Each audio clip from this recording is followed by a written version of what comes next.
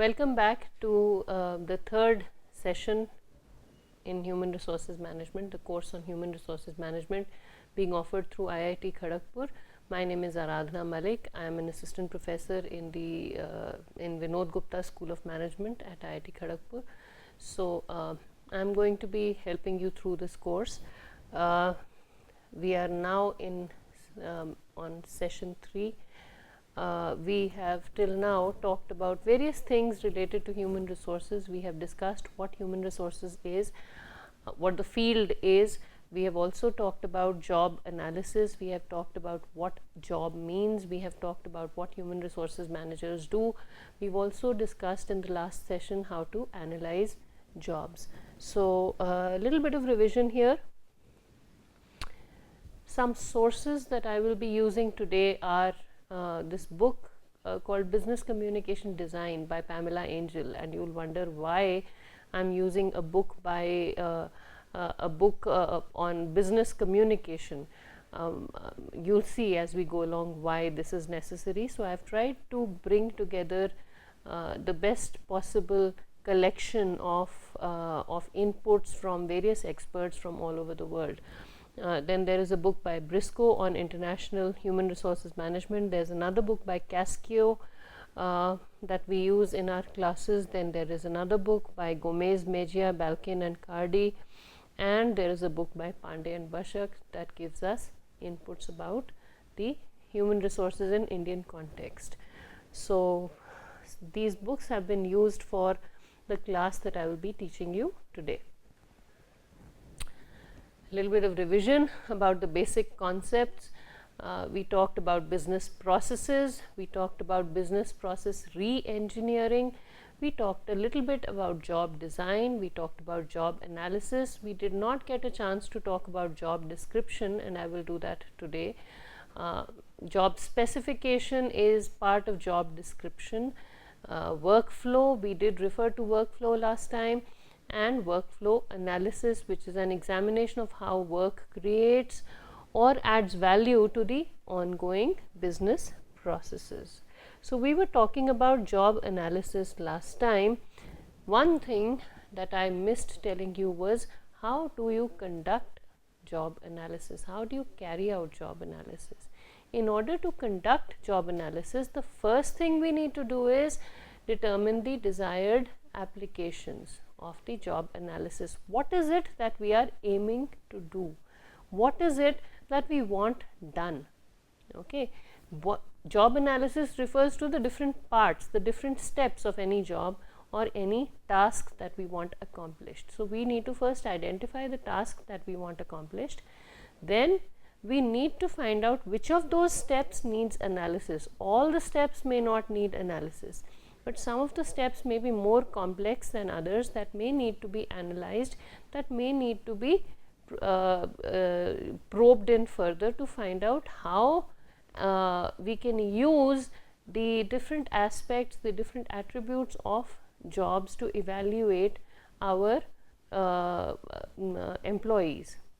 Okay, and then gather the job information, find out as much as we can about the jobs that we are analyzing, verify the accuracy of job information.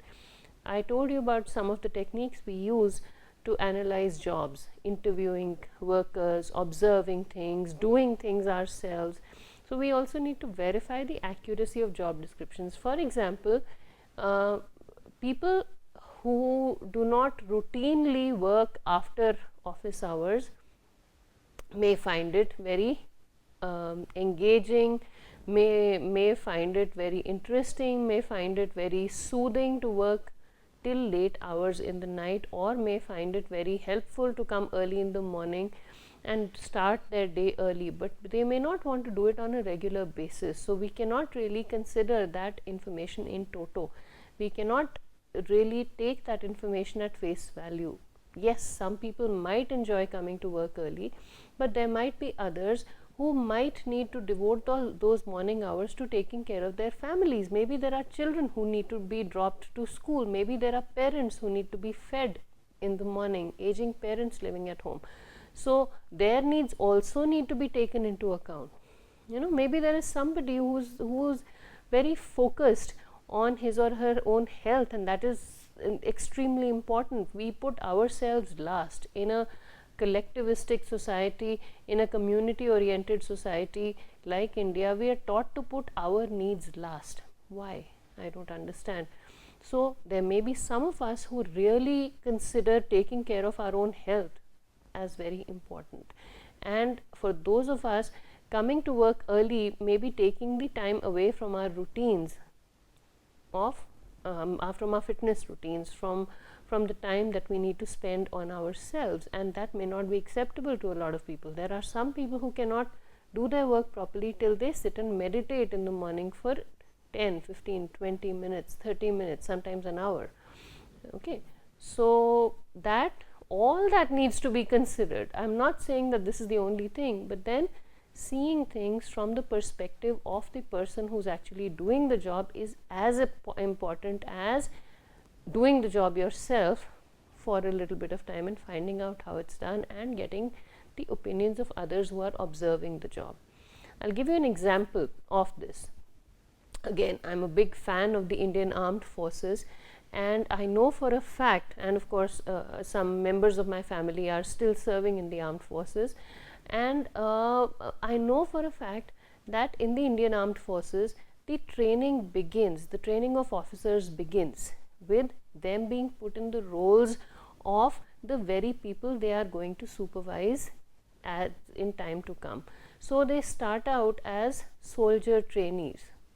Okay, in their training period they train as soldiers, they live in their barracks, they a senior soldier is appointed to help them, to train them on polishing their shoes, wearing the uniform right, putting different parts of their uniform together, ironing clothes. I mean, they stand along with their soldiers in the fields late at night. They go for night duty, they do everything that the frontline soldiers do for a specified period of time.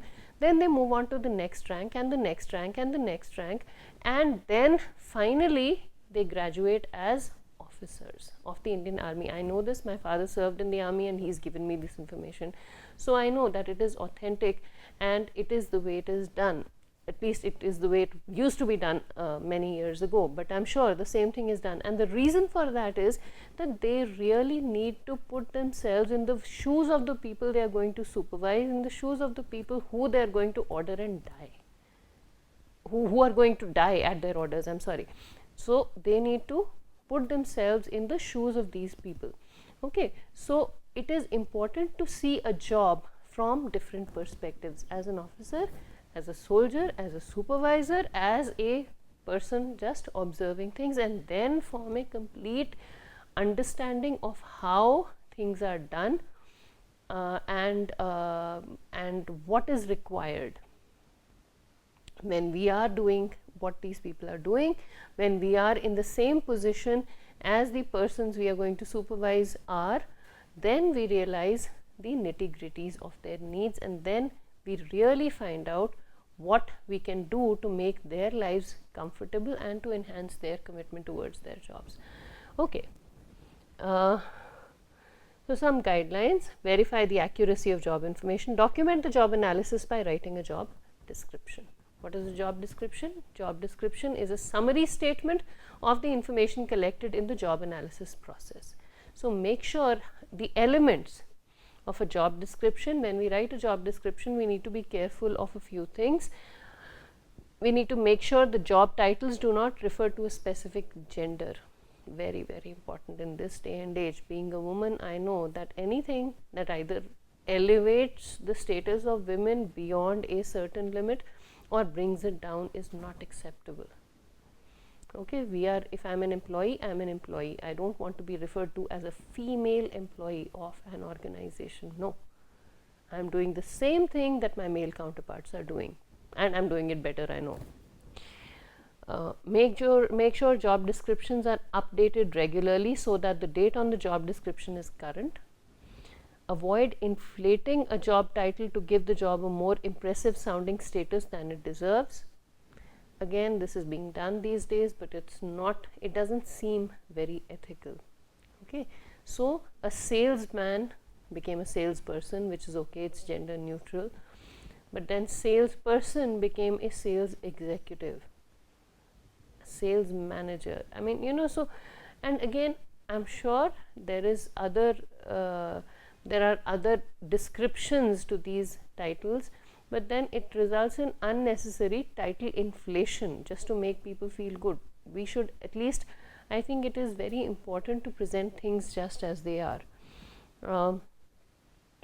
Ensure that the supervisor of the job incumbent verifies the job description. The immediate supervisor of the position that is being advertised should verify, should approve the job description and the job posting.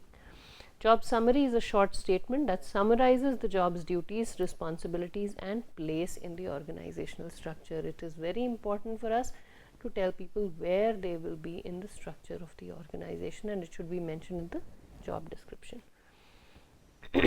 Job duties and responsibilities explain what is done on the job, how it's done, why it is done. Job specification section lists the worker characteristics, knowledge, skills and abilities needed to perform a job successfully. And minimum qualifications are the basic standards a job applicant must have achieved to be considered for the job. Again, when we talk about minimum qualifications, we should not ask people, or we should not keep a degree as the minimum qualifying feature unless that degree is going to be used. Then you'll say, how do we screen people? They'll say, I know so and so software, but they don't, and we don't have time. Maybe for initial screening we need to specify, okay, you need to be a graduate or whatever. But then in skill based jobs especially, if a person is able to demonstrate her or his skill in a particular field, then that should be given more weightage than just the possession of a degree. Work experience qualifications should be carefully specified so that they do not discriminate against a specific gender, minorities or persons with disabilities, etc. I will cover this more when we talk about interviewing. Okay, flexibility in work environments. We have core workers, we have contingent workers. Okay, core workers are people who are full-time. Contingent workers are people who are hired as per need and convenience, and they are usually not paid as well as core workers. So different types of contingent workers are temporary workers, there are part-time workers. We could have outsourced or subcontracted workers. Employees transfer routine or peripheral work to another organization that specializes in that work, so we outsource it. Back office operations of very large multinational companies in the West have been outsourced to companies where cheaper labor is available. Qualified but less expensive labor is available, and that is outsourcing. So you just take it out of either your domain. Outsourcing could be local or offshoring. Local means within the same country. Offshoring means you take the entire operations, you take one entire unit of your organization and have somebody in another country do that work for you. Okay, we all see this in our daily lives. Contract workers are another form of the contingent workers. We hire people on contract for a specified period of time or till the end of the job, or till the job is complete, and we say, this is what you need to do, this is the amount of time, this is the amount of money I'll give you. No benefits, no frills, lump sum is decided. Okay, so various ways in which we hire contingent workers.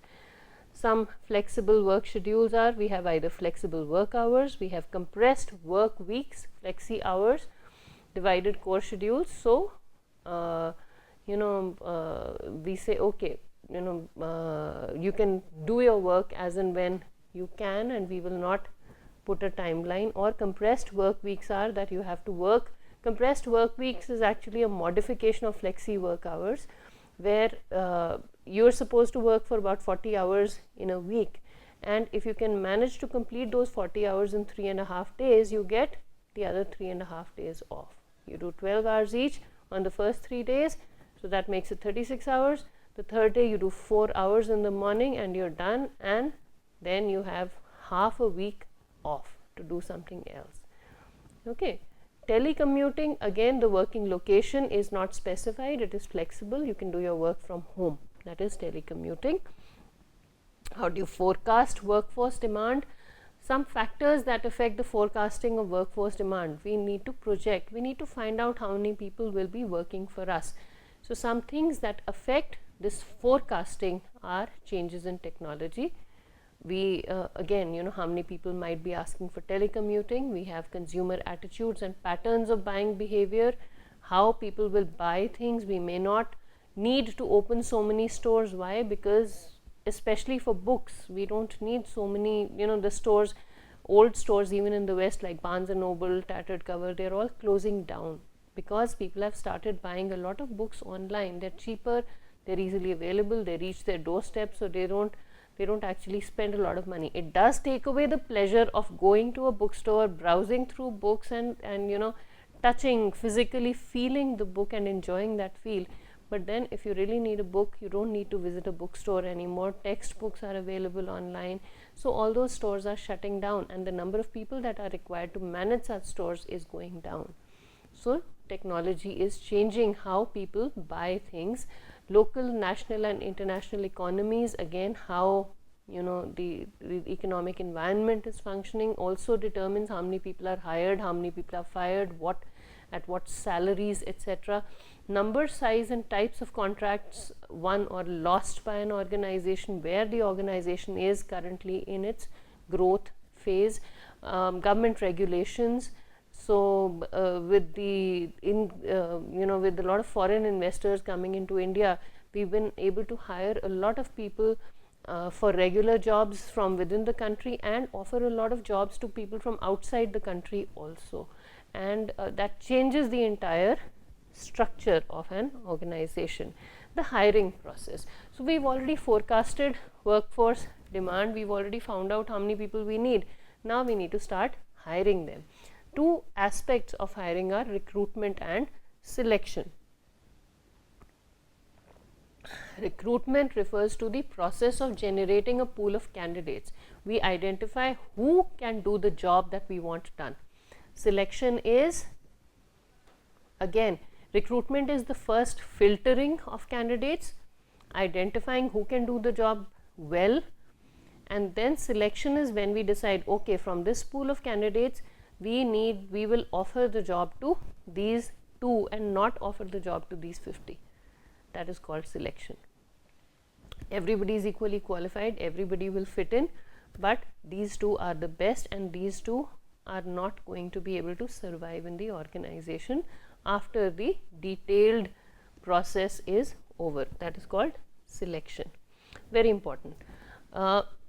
Recruitment involves specifying human resource requirements, numbers, how many people do we need, what mix of skills do we need, levels, at which level in the hierarchy do we need, for how long do we need these people. Then we have initial screening. There is rapid, rough selection, where we say, okay, people who do not have say more than 60% marks in their preceding degree are not eligible for selection in this institute or as faculty in this institute or whatever. I mean, we have, that is one of the requirements for selection as faculty, so I'm using that as an example. So that sort of weeds out a lot of people. Or we do not take in people as assistant professors here till they have a PhD degree. So anyone with a qualification less than a PhD cannot be taken in as a faculty member at IIT Kharagpur under normal circumstances, of course. Again, so that is the rule here. So that weeds out a lot of people who would otherwise probably be good teachers, but then among the good we have to select the best. Then we have a selection process. So initial screening, you weed out people, then once we recruit, we generate a pool of candidates, we say, okay, now we will interview them. So we interview people, we subject each one to physical tests. Sometimes, like in the armed forces, they go through a series of tests, physical and mental, where their strength is tested, where their ability to adjust is tested. All of those things are done. Then once the people are selected, once we give them their appointment letters, then we put them through a process of orientation.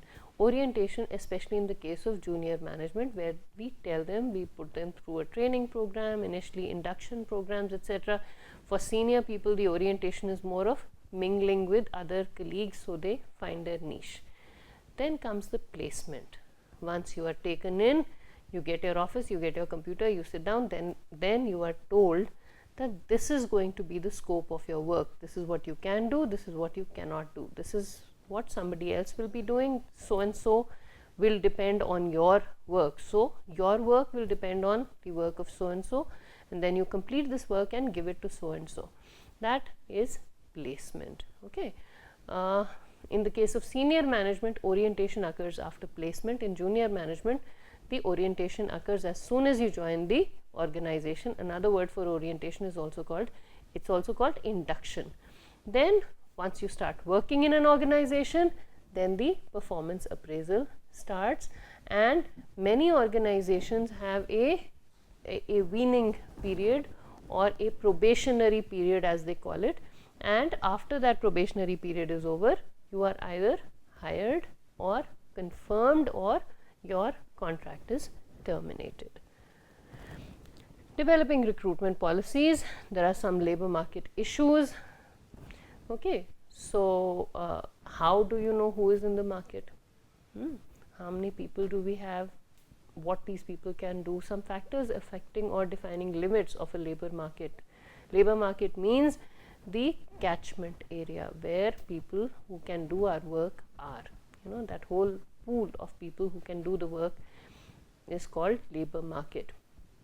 Some factors that affect labor market are geography, education, technical background, the industry we are in, the industry they are in, licensing or certification requirements, and union memberships.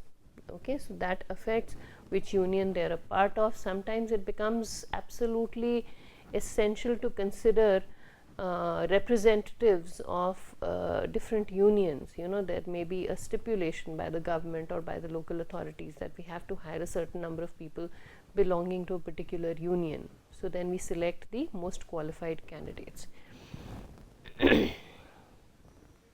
We talked about internal and external labor markets. I'll just let you know what these are. Internal labor market is that the pool of candidates that are qualified to do the job that we need done is available within the organization. That is called the internal labor market. External labor market is when we cannot find people to do the job that we need done from within the organization. So we open our doors to people from outside, or to increase diversity, to bring in fresh blood, we open our doors to people from outside.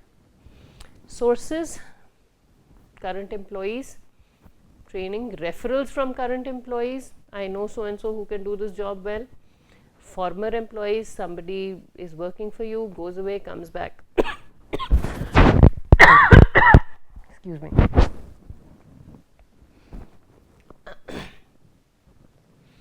Former armed forces personnel. In the Indian armed forces especially, I don't know about armed forces of other countries, but within India I know that the retirement age varies with the position one is in, and with one's and it may also be affected by the health status of a person, because you are required to be physically fit. Now, if a person retires at the age of 50 or 52, I think colonels, I'm not sure, but I think colonels in the Indian Army retire at the age of 50 or 52. 50 or 52 these days, because longevity is so high, a person who retires at the age of 50 or 52 is physically fit, may not be fit for the army, but then where a lot of running around is concerned, but as consultants they are very fit, and because they've served in the armed forces, they are physically very alert, very fit, trained, very disciplined, so they still have enough energy and motivation in them to continue to work for the next 20 or 25 years. And suddenly the government says, okay, thank you very much, here is your pension, you go. And what do? So they are looking for jobs, and they are quite capable, they have excellent analytical skills, so they need to be absorbed back into the community that they have served. And so it's a matter of pride for any organization to hire somebody from the armed forces, and in some organizations there is a stipulation that a certain percentage of the employees need to be from the armed forces. So that is one more channel. Customers can also be source of recruiting. Word of mouth travels, so you just tell people that okay, if you have somebody who can work in our organization, please let us know. Then of course the traditional method of print and radio advertisements, advertising through the internet, employment agencies, people who charge a fee for finding you the right person, and also charge a fee from the applicant for getting them a job. So that is what they survive on. Temporary workers, college or campus recruiting as we call it. And we have non-traditional recruiting. I really want to show you this. There's a cafe, and now this is some organizations are taking an extra effort to or making an extra effort to recruit people who may be marginalized in society. One is of course, in some jails I know the prisoners do some handwork, they make furniture, they make sofas and other kinds of things, and that or handicrafts, and these things are sold in the market. The other thing is organizations like this cafe in a place called Agra in India. I have to show you this to highlight the importance of organizations like these. There is a cafe in Agra called Sheroes, Women Heroes, and this cafe hires women who are victims of acid attacks. The people working in this cafe they only take in women who have been victims of acid attacks. What a wonderful way of integrating people back into the society.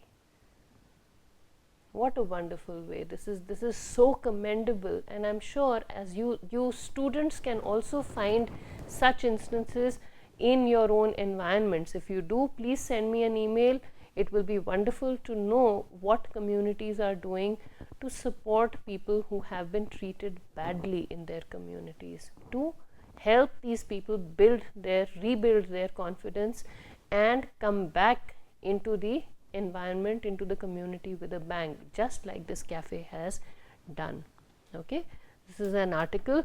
I couldn't find a website for this cafe. It's called Sheroes. So if anyone has some links, I would be very happy to receive an email from you with that link or similar instances. Okay, this is non-traditional recruiting. All right, evaluation hiring. Again, hiring workers for a trial period of 90 days and then deciding whether they should be retained or not. But then you'll say probationary period is also evaluation hiring.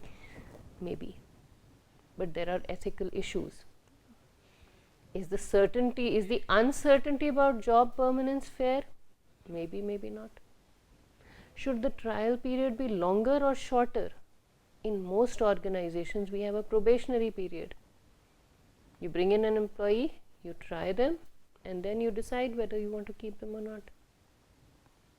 Should the trial period be longer or shorter? Maybe a year, maybe a month. How would you feel if you did not know whether you would have a job after 3 months? Maybe 3 months is too short. Maybe a year, maybe 2 years. I don't know, but that is definitely a cause for concern. And there is a comparison with temporary hiring. Temporary hiring is contract hiring. Here, when we talk about evaluation hiring, we are telling people that look, we will not, we may tell you the parameters we'll use, but we will not tell you for sure whether you can be a part of this organization permanently or not till the end of 3 months, and you're in a limbo. So despite the best of your efforts, you may be asked to leave. Okay, so that is, again, there are benefits because the organization gets to see the person in true form, because the organization gets to see how the person performs their job, and then there is also this concern about whether it is fair or not. Workforce utilization is a way of identifying whether or not the composition of the workforce measured by race and sex employed in a particular job category in a particular firm is representative of the composition of the entire labor market available to perform the job. This may sound very complicated. Workforce utilization is when we say, okay, these are the people from different categories of the community, different strata of society. Are they actually representing that stratum or not? Do we have enough representation from each strata of society? That is why we have affirmative action in the West. We have equal opportunity, so we try and give equal opportunity to, especially to the marginalized sectors. Now there is a debate going on as to how long this should continue, and I think it might be worthwhile to have a discussion again or to further this debate, unless it has been solved by the time this lecture is aired, which seems unlikely. Okay, so it might be worthwhile to discuss these issues in your class as to how long we should identify which group is represented and how. I personally do not have an opinion on this. Process of recruitment. We have a recruitment pipeline, the time between the receipt of a resume and the time a new hire starts work. How long does it take? In some organizations it's very long, in other organizations it's not so long. Okay, but faculty, again, depending on the need, it could be very long. Internal recruitment is much faster usually than external recruitment. Internal recruitment, again, we have job posting, employee referrals, and temporary worker pools. For example, the home guards in paramilitary or in the civil administration.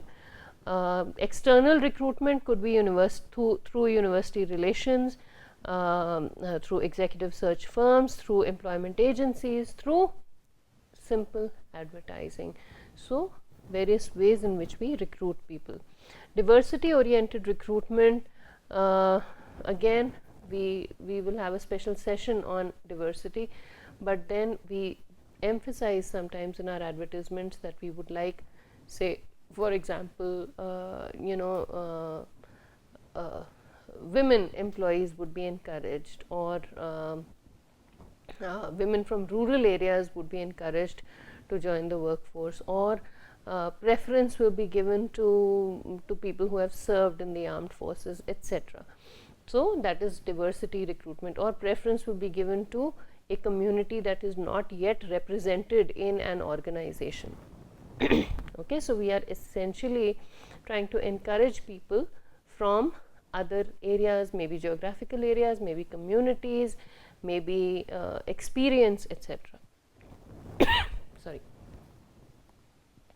How do we manage the recruitment operations? We use technology. We evaluate and control our recruitment operations.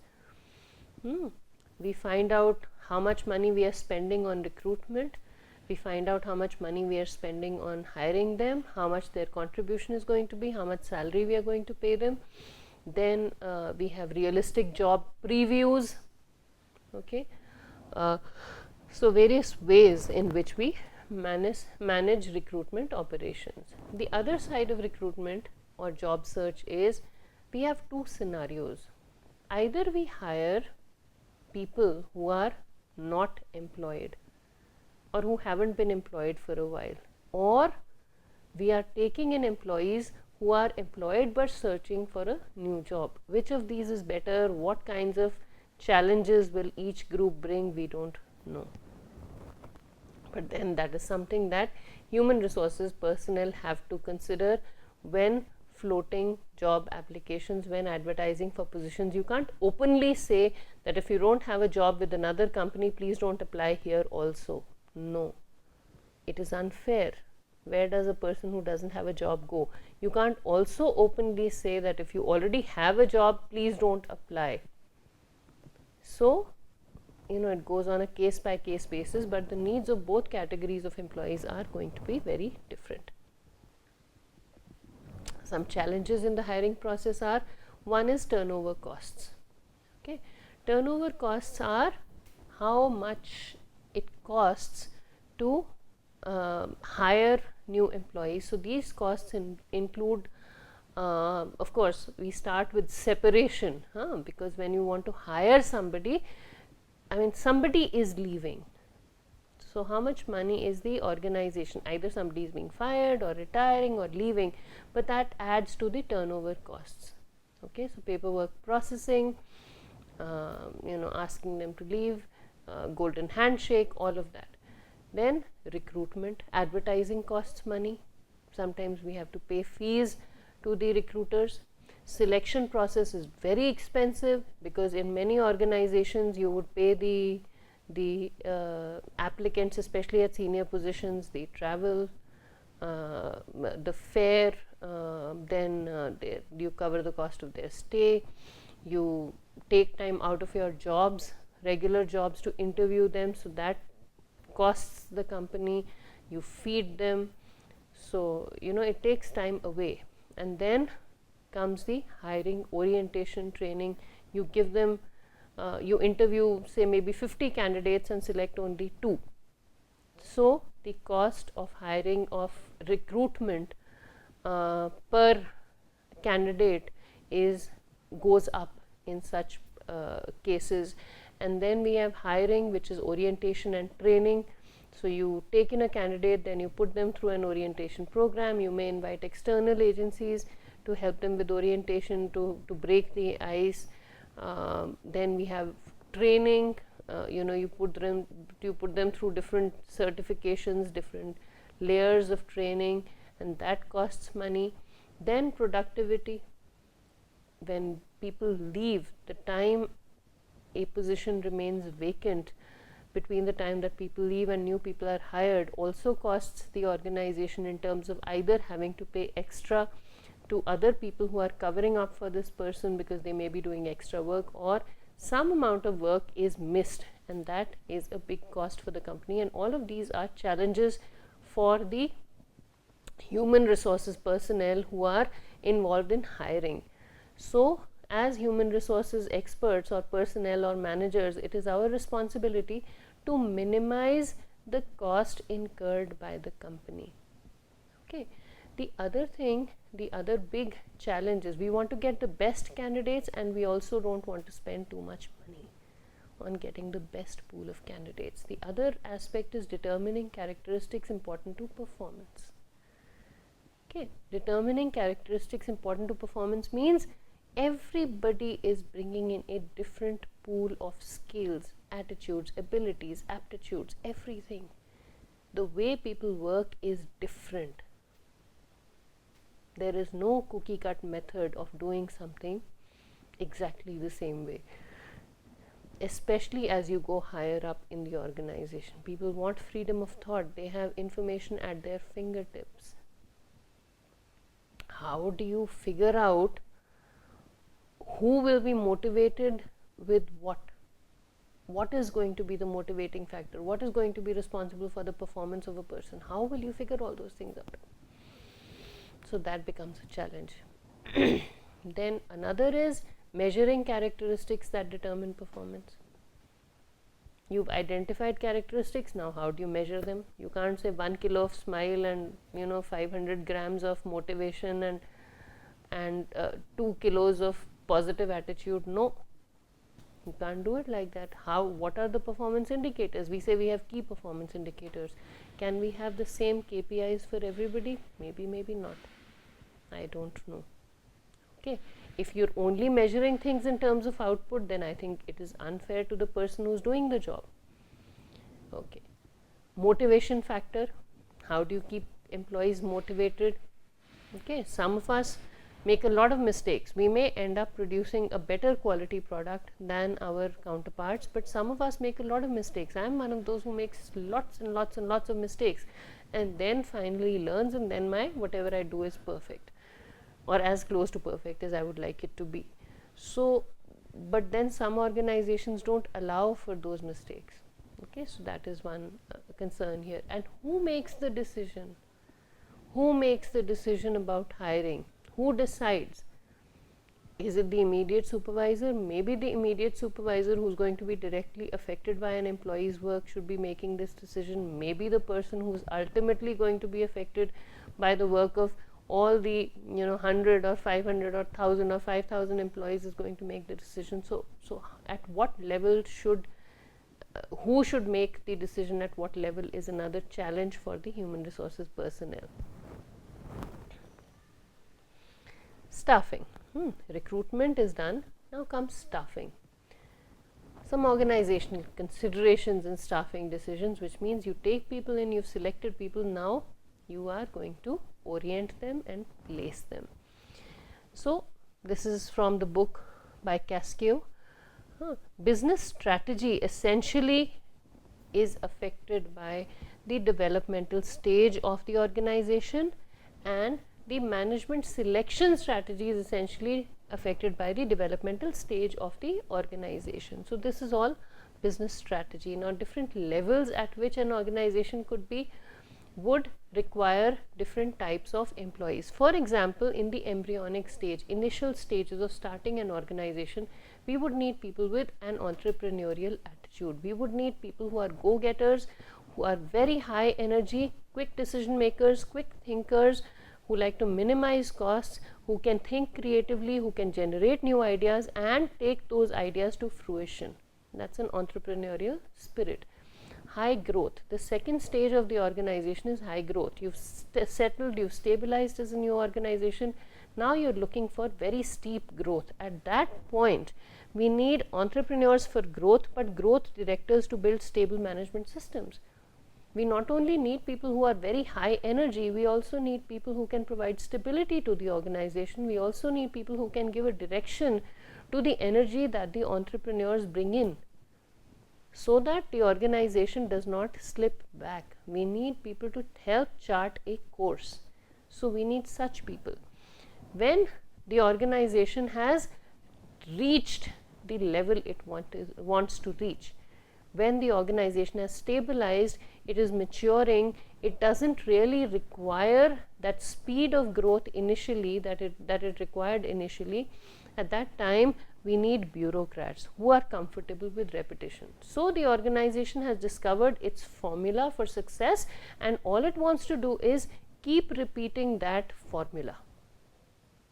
At that stage, we need people who are not that creative, who will not mind repetition, who will not want to experiment, who will want to maintain things, who will lay down the rules and policies, and who will ensure that these rules and policies are stable. Okay, and then the last stage of an organization is the aging stage, where whatever the organization is doing is maybe no longer required by the market. For example, typewriters, photostat machines, they came and went. People of my generation have seen the surge of photocopy machines and the near death of photocopy machines. In today's day and age, scanner cum printer is the in thing. A regular photocopy machine does not have so much of value the way it used to. We need photocopy machines that can store data. Okay, so it is there, but it is on the decline. Radios, we still listen to radio in our cars, especially those of us who have long commutes. We listen to radio, but it is not that popular as it used to be.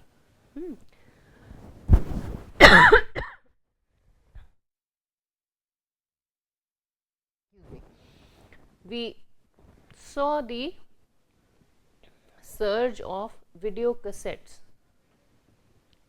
VCRs. Nobody uses VCRs anymore. We've all seen audio cassettes. or at least people of my generation have seen audio cassettes, and we used to use a pencil to roll it up, and it used to get wrapped around. So that tape was there. Those things have, I don't think anyone manufactures those anymore. They came and went.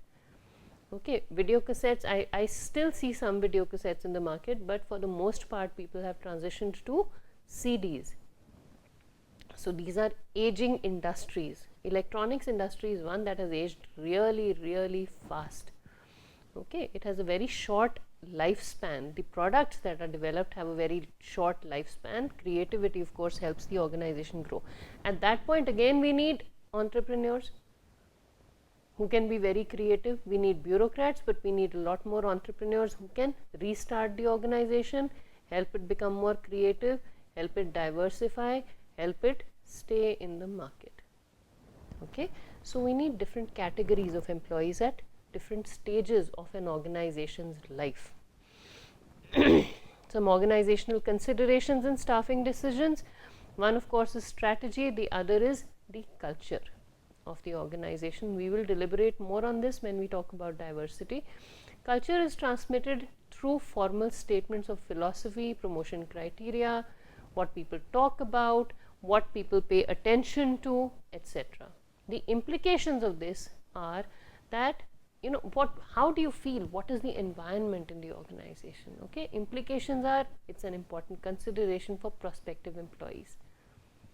So culture is what people do on a day-to-day basis, how they feel about each other, what is their loyalty level, what is their commitment, etc. And it can, if people are comfortable with the culture, if it is coherent, if it is consistent with the values, beliefs and attitudes of employees, what they like to do is what the organization wants them to do in terms of dealing with people, dealing with situations, dealing with conflict, in terms of taking care of their interests, then they are likely to be productive, they are likely to not get tired so soon, and they are likely to be much more satisfied with the employees, and they are likely to stay with the organization a lot longer. Another consideration is the logic of personnel selection. Do we really need people? Okay, so the logic behind personnel selection, why are we hiring more people, why are we selecting people, those parameters need to be clearly spelled out. Reliability and validity of measurement while predicting a relative level of job performance. We may think that we need a person to do X, Y, Z. We need a person to perform up to a certain level, but is it really possible for that employee to do that? Maybe, maybe not. Okay, so we need to be realistic, and how many times our requirements can be repeated, and how valid they are, how good a fit they are in that situation, is what we need to think about when we staff people, when we place people in different categories. How do we screen and select people? We do that through application forms. Now, some words of caution here. The application forms should not contain questions that might lead to an adverse impact on the employment of members of groups protected under civil rights law. We have to be very careful while following rules. We cannot ask questions that cannot be demonstrated to be job related or that do not concern a bona fide occupational qualification. We cannot ask questions that could possibly constitute an invasion of privacy. Why do we need to know the marital status of an employee if we are not going to give them health benefits for their family? What difference does it make? If you're not offering health benefits for an employee's spouse, then there is no point in asking for the marital status of an employee. Okay, or there is no point in asking questions about the employee's health records, for example. These are private issues. If we are not planning to give them special leave for religious holidays, we should not be asking questions about the employee's religion unless we are trying to ensure equal opportunity for underrepresented communities. We should not be asking questions about a person's caste in India, especially in India. Okay, unless there is a provision in our company policy to provide equal opportunity for people from different communities, ethnic groups, we should not be asking them this question. Why do we need to know which caste a person belongs to? Why? Not required. Okay, so we have to be very careful.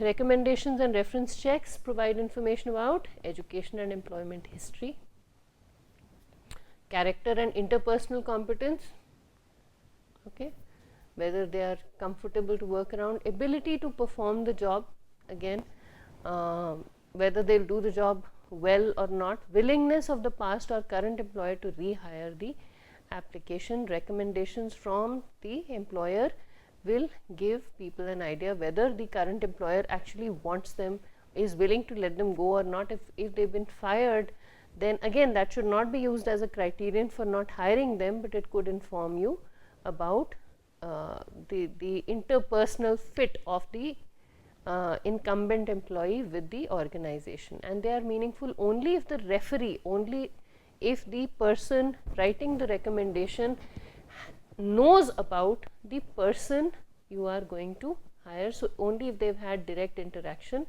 will this be important. Okay. And only if this person has a reputation for being completely honest. Candid means completely honest and clear, forthright. And if the person can express the information in a meaningful way. We also need to find out whether the information provided by the referee is going to be helpful for us in making our hiring decision. Okay.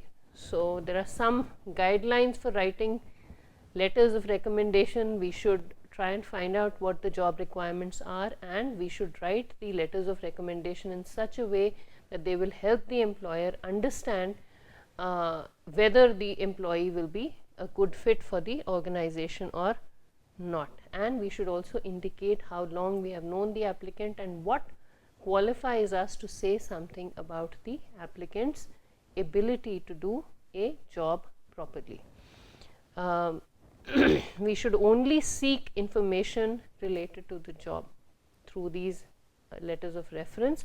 We should obtain the candidate's written permission to check references prior to doing so. We should stay away from subjective areas like the candidate's personality, for the simple reason that this person, again, it would be nice to have something positive, but if something negative is written, then that might influence our hiring decision, and that would be unfair to the candidate.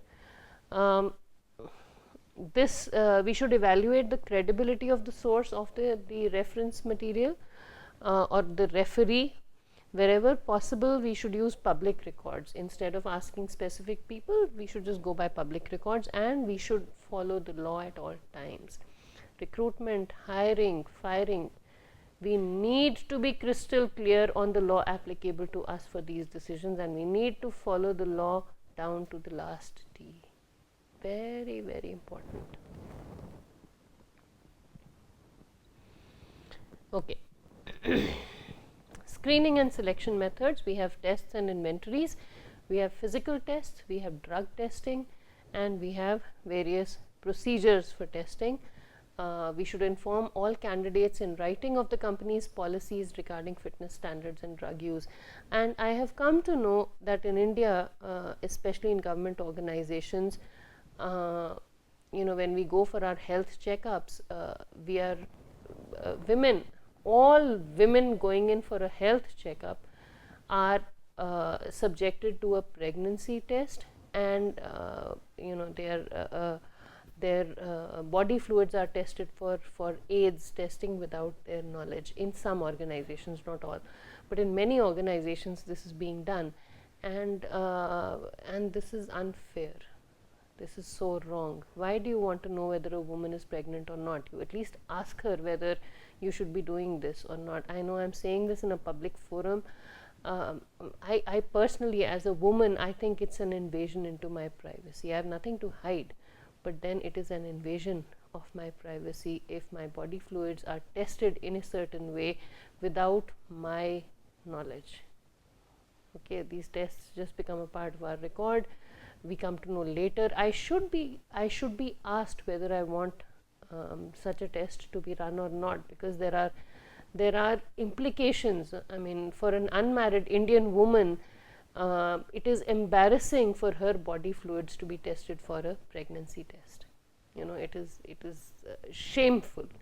So I think that is you know, and people feel uncomfortable about it, but they don't say anything. So we should include the policy and possibility of testing in all employment contracts. We should present the program in a medical and safety context. We should check the testing laboratory's experience, its analytical methods, and the way it protects the security and identity of each sample. And the confidentiality of the results of all tests should be maintained. And we should ensure uniformity of testing for all employees. Various controversial selection techniques are handwriting analysis, polygraph examinations, lie detector tests, tests of integrity. Okay, these are some tests of integrity are the you know, like shrinkage types of tests of integrity. There are overt and personality based tests. There are mental ability tests, validity generalization tests. You know, for example, the ONET content model, you can go through it online. So various types of testing techniques are there. There are measures of personality, there are projective measures, there are measures of leadership ability, there is personal history data, there are employment interviews, and there is peer assessment. Okay, and we also have work sample tests. We have assessment centers that specialize in testing employees. Various types of tests going on. Each one has its own advantages and disadvantages. Now, the last part of today's presentation talks about the employment interview. Okay, an employment interview involves the interpersonal communication exchange between a potential employer and a job applicant. Here is where I referred to the book by Pamela Angel on business communication. You know, when we go for an interview, it is important for us to know what we are interviewing for, and it is also important for us to know what the employer is looking for. Okay, so this is the process is depending on the number of people interviewing. We have a one-on-one interview and we have a panel interview. One-on-one is where one person interviews one person. Panel interviews where a number of people interview one person. Depending on the traits being tested, we have traditional interviews where simple question and answers are given, so questions are asked and answers are expected. We have behavioral interviews where expression of skills is required for the job. Okay. Goals of an employment interview are to gather relevant information regarding a specific topic for subsequent evaluation and use for the purpose of assessing a match, whether the employee fits in with the company's goals or not, whether the person's personality, attitude, disposition, etc. fit in with the company or not, determining the applicant's motivation, communication skills, and dependability. We talk to the person and many times we are able to find out whether this person will be welcome, will be able to adjust to the company or not, and we can also clarify a lot of things that are specified on the resume. We are also able to test the orientation of the applicant to the job requirements and background of the organization. A lot of things cannot be mentioned on paper. So this interview helps us tie all the loose ends. What should one ask? Some open-ended questions could set the tone for the interview and help build a rapport. Some situational questions and some worker requirement questions. Okay, what should one not ask? Don't ask people if they have children or plan to have children, or what child care arrangements do they have. This is very wrong. It's an invasion into their privacy. Unless you're planning to fund the education of their children or give them health benefits, please don't ask this. Do not ask the age of the applicants, because it could be perceived as, some people may perceive it as our bias against people who are older. So we have all this information on the application form. We can use it if we need to. Don't ask for the applicant's height or weight. Again, it's very personal. Unless it is related to the actual performing of the job, please don't ask these questions. Don't ask a female candidate for her maiden name. Never ask a candidate about their marital status, or whether they plan to get married or not, whether women are pregnant or not. I mean, these questions are totally out of bounds. Please do not ask these questions. When are you planning to get married? Questions about spouses and all, that is not acceptable.